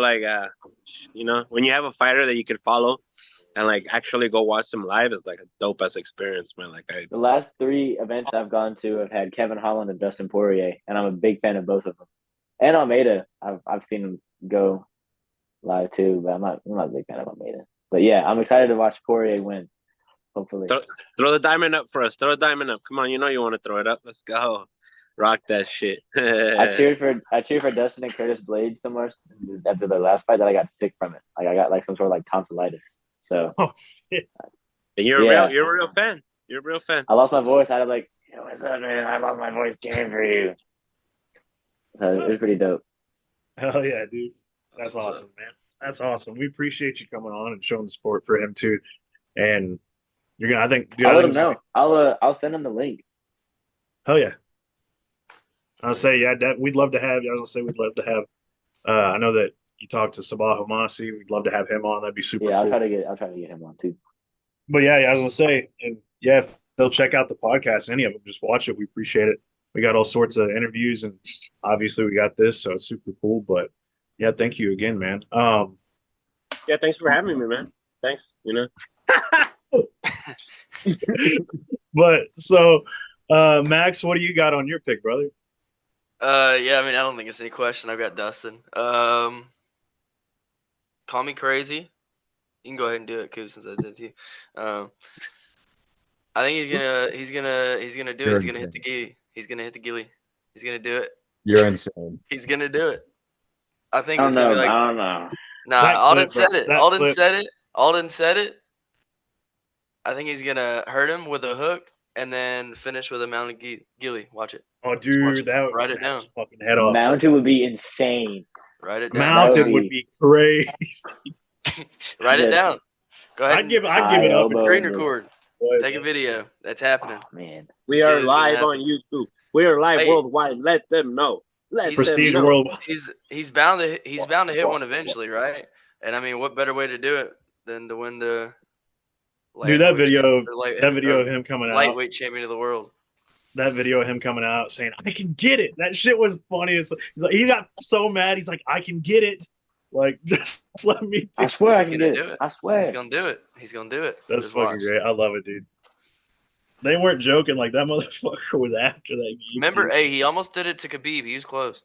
That's what I'm saying, dude. That's like the tightest, some of the tightest guillotines I've seen against BSD, like high elbow and everything. I have no idea how he got out of those. BSD is just crazy, dude. I don't know. Special forces, bro. That dude can go to some dark places, I feel like. I'm saying again. And he went to a dark place after he got knocked out. He got knocked the fuck out, too. I think he'll be back and better than ever in his next fight. Be nice. Alden, be nice. I love BSD, man. I love him. He's one of my current favorite lightweights. But all right, Squared, what is your pick, brother? Man, shine bright like a diamond. No way. No way. Actually, I'm picking his. That was good. That was good. That was set up perfect. No way. No. So here's the thing: is my mind is telling me Islam. Everything's telling me Islam. He's just so fucking good. That being said, my heart does say Poirier, and I want to go with my heart really bad. And I'd love to pick him to be able to be like, oh shit, like it paid off to go with my heart for once in my entire fucking life. But anyways, I'm gonna. And here's the thing: is last time I felt the exact same way. Wanted to go with my heart, went with my mind, picked Saint Denis. Which why the fuck was my mind even thinking that? And my heart ended up being right. So I'm gonna say Islam in the hopes that makes it Poirier. So I'm pseudo picking Poirier. I'm coming out on top either way is what's happening. That's right. I'm sorry, what's that? Said you're sacrificing yourself. No, yeah, exactly. I'm sacrificing my heart. I don't know what I'm trying to say. Yeah, I'm sacrificing myself. I understand you. We understand that. Thank you. I'm very superstitious too. I mean, we're all familiar with other sports, so like I'm very superstitious. Sometimes like I'm sitting on this corner of the couch, my ass won't move for 2 hours, bro. You know, like if shit's going right. So I root for sometimes I'll root for the opposite team. I played by that one. If you ever seen the movie Celtic Pride, half of my superstitious moves come from that fucking movie, like switching seats and shit, wearing the other team's jersey, all that, 100%. But is that with the guy from Home Alone and one of the Wayans brothers or no? No, it was one of the Wayans brothers, but it was where they kidnapped like I don't know. Dan Aykroyd, and I don't remember who the other guy was. It might have been Bill Murray, but I don't think it was. But yeah, one of the Wayans brothers, and then Dan Aykroyd was for sure in it. It might have been the dude from Home Alone as well. But anyway, fucking Max, you remember the Titans game versus the Chiefs a couple years ago, where Mariota threw that touchdown to himself, and they made that big comeback and won. That was a superstition game for me. I held my pee for like a 4-hour car ride, and it paid off. We won that game. Hell yeah! I can't remember how the circumstances played out. Where I was like, no, I gotta hold my piss the rest of this fucking drive, but I did. I gotta watch that at a watch party in Nashville.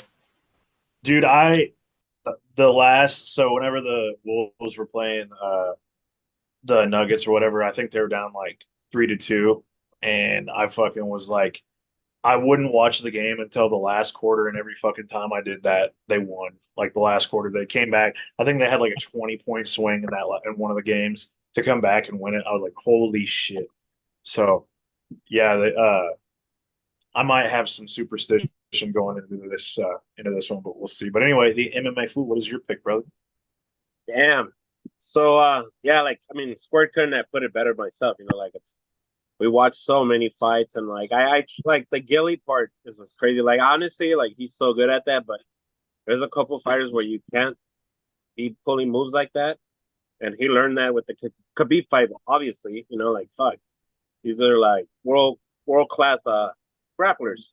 The thing about Islam, he's a way better striker. I don't think he's gonna strike too much with Islam. I mean with Dustin.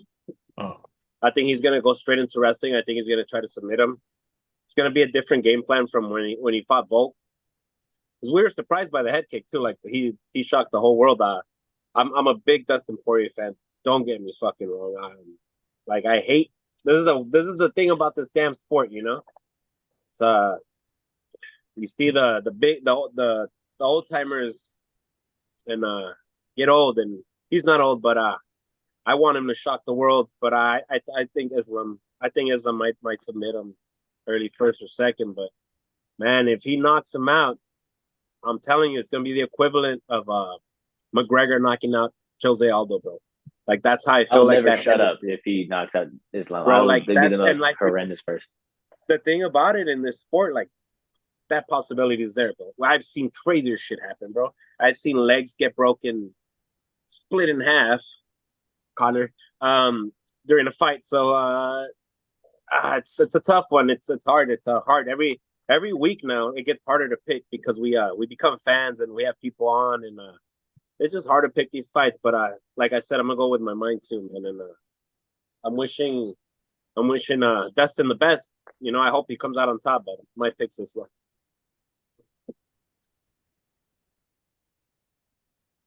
Goop. Oh yeah. Yeah, this is a insanely hard fight to pick because Islam Makhachev has looked nearly perfect. Aside from like that asterisk of the first Volk fight, his resume is elite. But you can He's never, been knocked out before. I said elite, not perfect. I know. Just throwing it out there, And bro. Dustin, Did you say that? I don't Did know he if say- Dustin's a better wrestler. See the pedigree is so good with his wrestling. So I mean, Did I say what? I'm excited. But did Coop say that Islam's record was immaculate or Poirier's? No, it's elite, not immaculate. He fought Bobby Green, then Dan Hooker, and then Volk. Thiago Okay, Moises. Or Charles Volk. whatever, So whatever. his best win is Oliveira, if you don't count Volk, because I don't count it because Volk's not a lightweight. But his best win's Oliveira. Okay, whatever. Islam has looked nearly perfect in his last few fights, but it's so hard to pick against Dustin Poirier. In his last fight versus BSD, there was some justification just because he did just get flatlined by Justin Gaethje, but this I believe a different Dustin Poirier is going to show up on Saturday night. He knows that this is likely his last chance at the title, and I don't want to say he needs this, but he needs this.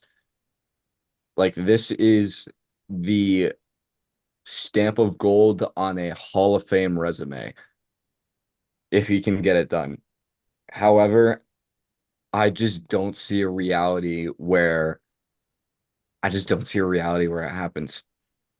Like I think Islam he's been growing in confidence more with his kickboxing and his striking, and I think he's going to test it against Dustin. I don't know if he has very much success in that realm, but nonetheless, I feel like he's going to mix that in well with his shots, and I think I hate to say it just because like Squared was saying, my heart is saying Poirier, but my brain is saying Islam. So I honestly think Islam gets it done by I think he gets it done by a decision, but honestly the fight could go either way.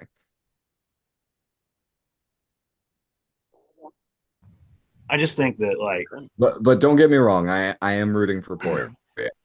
I just think that team has had enough time, has had enough practice, and the only difference between Islam and Habib is that Islam's more willing to strike. And that's another thing that's leading me to think that Islam will try to get him down early. I think that Fu said it, one of you guys said it, that you think he won't fuck around. It might have been Squared Up, or said he won't fuck around. He'll just try to go for the takedown and submit him. So, yeah, it was Fu that said it. And I agree. But the thing is, I think that Dustin's going to be keen to that, and he's going to be able to defend the first couple takedowns. So he'll start striking with him. And Islam will be like, well, I knocked Volk the fuck out so I can knock Poirier out. it just doesn't equate because Poirier's longer, Poirier's bigger. You're having to account for a lot of stuff. You're not going to get that And head he's cut. southpaw. Yeah, and you won't get that head kick off as easily. Yeah, bro, trust me. If you're smart, you don't stand in the fucking pocket with Dustin Poirier. But that's the thing. That's That's what true. Stand in the That's pocket. true. Stand in the pocket. Stand in the that's pocket. the thing. I also think that Islam. I don't think that Islam is as smart as Habib too. Habib just knew what he had to do. Islam is too. I think he will. I think literally he's going to be looking at the corner the whole time, whatever he does. Like I think that he's so focused on Habib. That's another thing too. Habib being back in the corner. That's just because Habib owes the Russian government a shit ton of money and wants to be able to pay it off. Anyway, I said Is that. Habib in the corner? Yeah. Oh, okay. Yeah, Habib's this. Everybody knows why he's doing it. He can't go back to Russia, so what else is he going to do anyway? So I just think that Islam's going to be too. I think there's going to be a shit ton of pressure. Number one, you're going to tie Habib's defense record. You're fighting Dustin Poirier, who's a legend. You're fighting a guy who some might say has nothing to lose. Some might say he has everything to lose. So you're kind of coming into it like, there's just a lot of pressure on Islam, and I don't think Islam can handle the pressure the same way Dustin can, because Dustin's been in big pressure situations and he shined. I mean, look at the Conor fights. I think those were huge because he was supposed to lose the first fight, and then even in the rematch, everybody's like, "Oh, he'll lose the rematch. Conor's going to be better," and then he knocked him the fuck out again. So he's been doubted. He's been counted out a million times, and I just think that Islam has the vibe, or not the vibes. Everybody's saying Islam, but I just think he has a shit ton of pressure on him, and I don't think he'll be able to handle it. Habib being there, trying to tie the defense record. To be fair, to be honest, Knuckles, I don't think that defense record is in his mind right now. I think it is. I think it is. I know that he doesn't want to, obviously he wants to honor Habib, but Habib wants him to become better, whatever. I think it partially is because you're trying to tie your mentor, your best friend, your brother. You're trying to show him. You're trying to make him proud by, I'm as good as you, and that's a lot of pressure. And I just think there's a lot of pressure riding on Islam here. And people aren't seeing that. Like I've not heard anybody mention the title defense record tying. I think it's either tying or it's one shy. It's tying, isn't it? Because 3 is the record for lightweight, right? It's just like heavyweight 3 is the record. So it's tying for the record. And the fact that Habib's back, I know that was just announced like a day or two ago, but I think that's huge too. I think that, I think he's there for bullshit reasons. That's just my opinion. But that's still putting a shit ton of pressure on Islam that this guy, this dude is this guy's my idol. Pretty much Islam said that in the past. You're fighting in front of your idol. I don't know, man. And Habib's been out of the gym for so long, even out of training with them, that I don't know if you can just jump in the middle of camp like it seemed like he did. Jump in with a week or two left, is from what I was seeing. You're gonna fuck with the person's game plan. Because I guarantee you, Javier Mendez, which I believe that's who Habib's still training with, right? Is Javier? Yeah. Yes. Is going to have a completely different game plan than Habib, because Habib's not head coach though. But again, you know who Islam's going to be listening to. If you ever watch Islam fight, if he's a smart fighter, he's going to listen to his coach. But that's what I'm saying. He's not a smart fighter. He is champion because he follows the same fucking game plan. Strike until I can get you down on the ground, or strike until I knock you the fuck out. That's what he's doing. He's smart. They have a game plan for him because he's good at striking. He just wore down Charles and hit him with the right, got him on the ground, and did what he did. Volk, they learned from the first fight, and he just focused himself going into it. Okay, to your point about pressure. He's like a robot, dude. He just fucking takes information and puts it back out on the canvas. That's what he does. That's about pressure.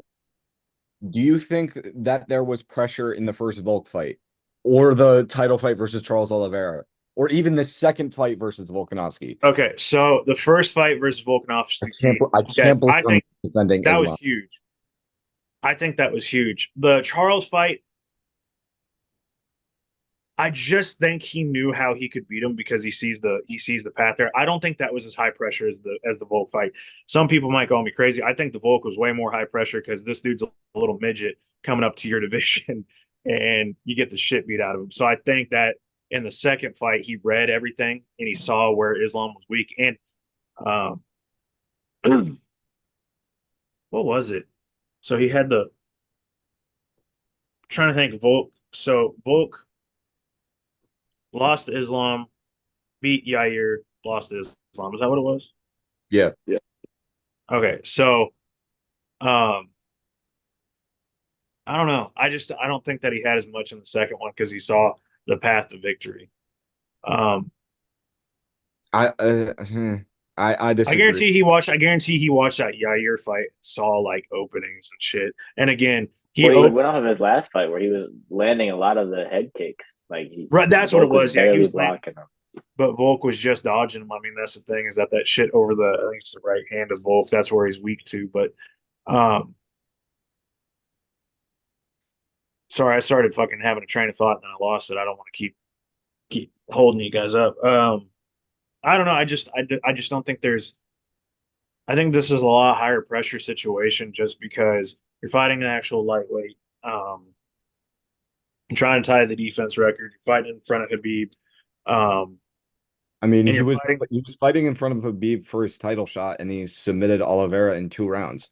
Yeah, I don't think he's Yeah. gonna. I think he's a Yeah, little I mentally don't think stronger. the fighting with Habib in your corner isn't gonna be any like negative. If anything, I I think feel what I'm saying is I get that he won the title in front of him. My thing is that he's going for tying the dude's defense record. He's trying to like I think there's I just feel like there's more Knuckles, pressure. all due respect, man, but I don't think that record matters in his Brian. I don't see that getting to him. I'm with Coop on this one. I don't see I that guess being like maybe Yeah, I think it's more just I'm thinking of normal fighters. I guess I'm thinking more normal fighters. Those guys are like fucking robots. They don't have thoughts or like they don't have any original thoughts. Let's just say that. they have objectives and that's it. It's That's just it, dude. Yeah, they're Yeah. fucking. It's anybody with the fucking Ev or Ov in their last name. Oh shit. Hit for Rob. Yeah, I don't know. I just feel like there might be a little bit more pressure than a lot of people are thinking. That's just me. I I might be mean, wrong. it's a title defense, and you're going to like progress to a record. and if he There's beats gonna be Dustin, he's I probably think gonna go get another double thing too champ. is that like a lot of the times champions, I feel like maybe don't. I think that sometimes they take their competition too lightly a lot of the time, and I think coming into this fight, I don't. I think he's going to be taking Dustin super serious because of that reason, and I don't know if he's just going to be like too nervous about losing to a guy that he's supposed to just beat the shit out of. What's the line right now? He's got to be minus 500, right? Like minus 600. Who It's got to Islam? be. It's got to be up there. I mean, you're supposed to just dominate this guy. I mean, that's what everybody's saying, right? So it's I don't Yeah, but I know. mean, he's been that in like most of his fights, right? Right. I don't know. I just feel like it's such a high pressure situation, but I could be wrong. Also, he's not fighting in Abu Dhabi for once in his fucking life. That's a big thing. Um, Didn't he and beat Volk in Australia? Yeah. yeah, the decision, but like he's not. And again, a lot of Um, people don't think he won that decision.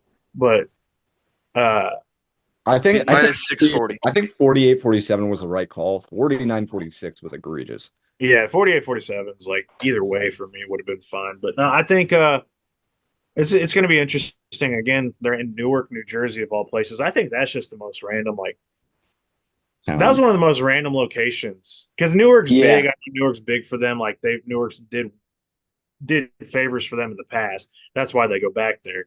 But it's why not go to Brooklyn? Like you're just right across the road. Why don't you go to Charlotte? And There you go, Charlotte. Go to Kansas City again, but I think I mean, having someone in your corner who's fought your opponent before is one of, if not, in my opinion, the biggest factor to help win. Because we saw sorry, I'm gonna dig on Dustin Poirier for a second, but we saw what Khabib did to dismantle Dustin, and that was just continue to apply pressure and grapple like hell. I wrote about this in my article. That is the key to win for Islam. I don't think, due to the point that he's been getting more confident with his striking, like I said, I think that that, in my opinion, is the game plan to win. But I don't think he's going to go that way. Yep. If he I think struggles, Dustin will know too. Mike Brown will know what to fix. That's what I agree. I agree. I feel like if he's like not having success on the feet in the first few rounds, I feel like he'll then just resort to just grappling. And even then, I feel like I don't know. But this fight's gonna be really good. No, it's gonna be super fun. I think I was gonna say we'll wrap up here soon, but because I don't want to keep Alden too long. But I want to say, I think it's gonna be a super fun fight no matter what. I think we're gonna see flashes from both, and I'd like to see what if Islam decides to strike with him, because that's fun. I think that's a lot of fun right there. But I just hope that when Dustin fights, win or lose, he at least has a moment. Like he drops Islam bad or hurts him. Oh, like he will. Could be with a guillotine. So He will. Oh, he will. I mean, Volk had his moments versus Islam in the first fight. I mean, hell, that fight Volk dropped him. The year. If Volk can drop Islam, that's what I'm saying. If Volk, I think Dustin can 100% drop Islam. Dude, Dustin's left hook is so mean too. Like the thing is, if you look at the times when Volk if you look at the times when Volk dropped Islam, it was because he was like blitzing in, like switching stances quickly. Right. Yeah. And Poirier switches stances too. He switches. He's right-handed, but he switches to southpaw. All I need to know, like, I'll know Islam is fucked whenever I see Dustin adjust his shorts. Yeah, he's dead. After that, Islam's done, bro. It's just he's gonna fucking start pop, just going off.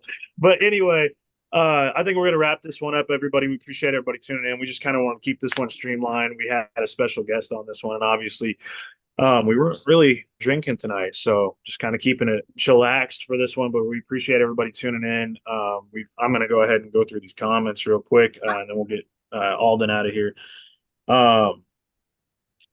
A lot of people are kind of doing the same sentiment as Fu, and I think Squared was too, and Cooper was.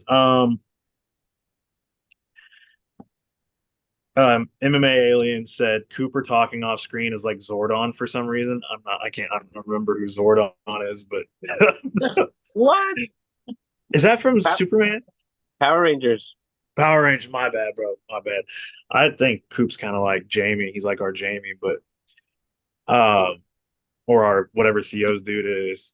I can't remember his name, but yeah, we appreciate everybody coming on, man. This card's about to be fucking amazing. If you guys haven't already, make sure you guys check out our interview that we just dropped yesterday, where Fu and Coop interviewed Waldo Cortez Acosta. I know we mentioned it earlier, but if you guys could check that out, it's subtitled in Spanish, or subtitled in English from Spanish.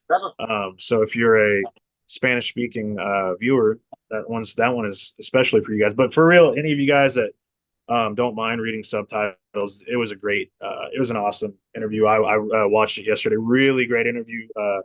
WCA kind of gave us a lot in that one. We really appreciate him coming on, and also stay tuned for interviews coming out in the future. Also, we want to say thank you again, Alden, for coming on, man. And thank you for having me. I'll say, hope you have a blast in New Jersey, man. I hope so too. It should be fun. Heck yeah. All right. Well, I think that's about it, boys. Does anybody else have anything to say? Any exiting comments before we get off here? Nah, just congratulations, Alden, on graduating, bro. Fucking dope ass step of your life, It's a big step. Wish you the best of luck with whatever you have planned in your future. I know you're trying to be an MMA fighter. We'll see. I think so. It'd be fun. Yeah, look, I mean, it could be a good hobby too to have, and then you never know. Yeah. Once you keep working at it. But yeah, I mean, thanks for being on the pod with us, bro. It's an honor to have you on. Good luck to Dustin, bro. I'm telling you, man. My heart, we're all going for Dustin, bro. Like, we're all rooting. I was gonna say, we might even if we didn't pick him, man, we root whoever didn't pick him. We're rooting for him. I guarantee everybody's. It's a sport, like like a lot of people, like even like some of the main media probably feel the same way, like, bro.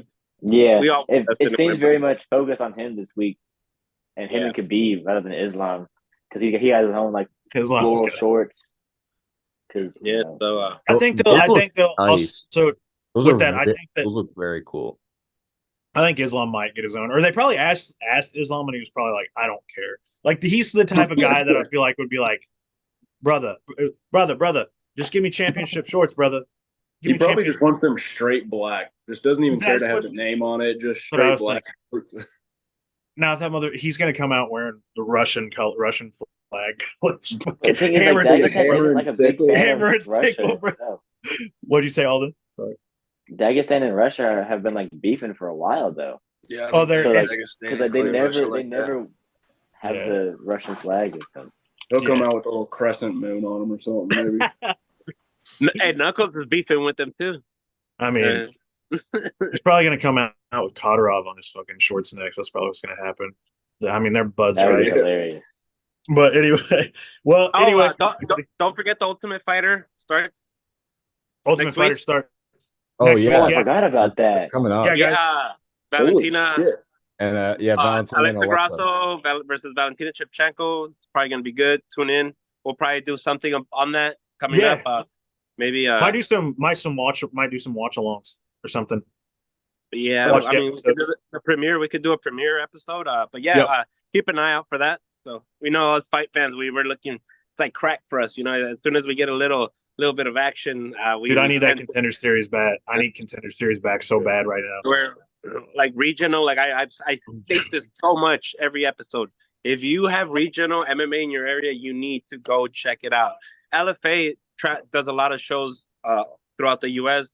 If you see LFA in your town, I highly recommend you go there. You will see people that will be in the UFC or people that are in the UFC just there in the crowd chilling or coaching or just having a beer or commentating, you know, like, but we have Max and Squared usually hit those up for us because they do a lot of shows on that side of the country. But I got to drink Michael Chiesa too. I recommend that. But yeah, we got the Ultimate Fighter coming up, and that's more content for us. And you know, shout out to all the fans, and let's go. Hell yeah! Anybody else got anything? Anything else? Anybody else? Nothing. All right, cool. Alden, thank you again, man. Have fun. Safe travels. Fly safe. Thank you. And